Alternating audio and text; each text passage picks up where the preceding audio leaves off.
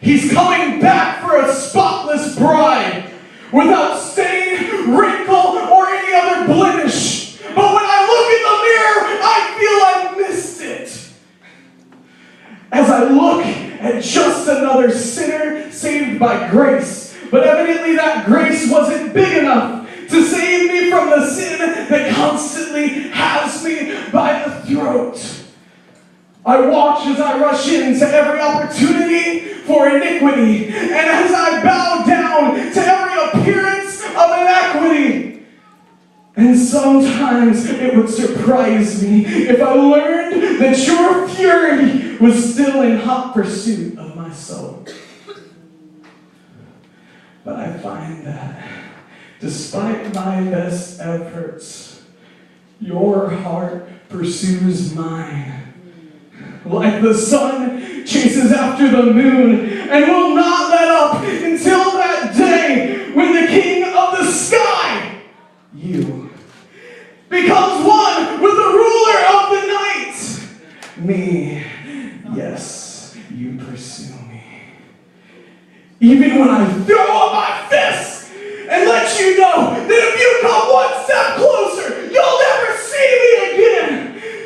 But you run after me all the same, and I think that now I'm ready to take down these haymakers. See, all my life I've been fighting. If it's not one thing, it's another. First, fighting against you, tooth and nail.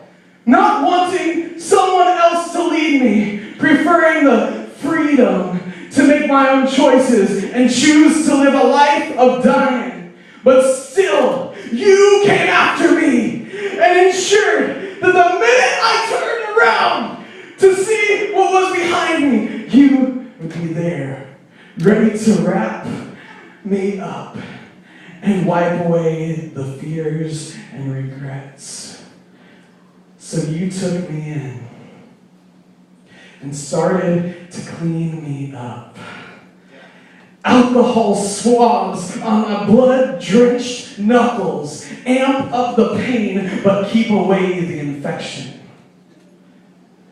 But even as we sit there at your kitchen table with the proverbial steak on my shiner, someone kicks in the front door, seemingly strapped to a T, armed with shame and hatred, with both barrels pointing at me, one dead center on my heart and one on my head.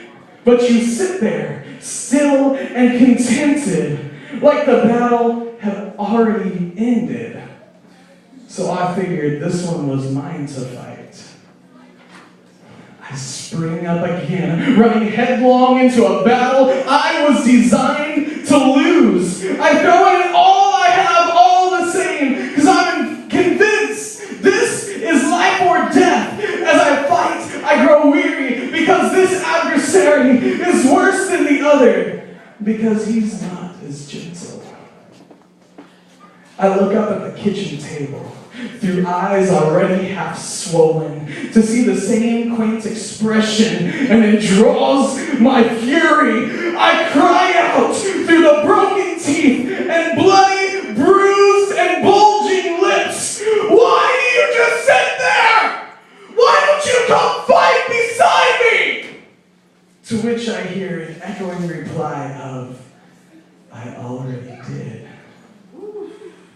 You hit pause on the battle I'm dying in, and rewind to a time where I see a man, eyes half swollen, screaming out through broken teeth and bloody, bruised, and bulging lips, the victory is mine! I will avenge!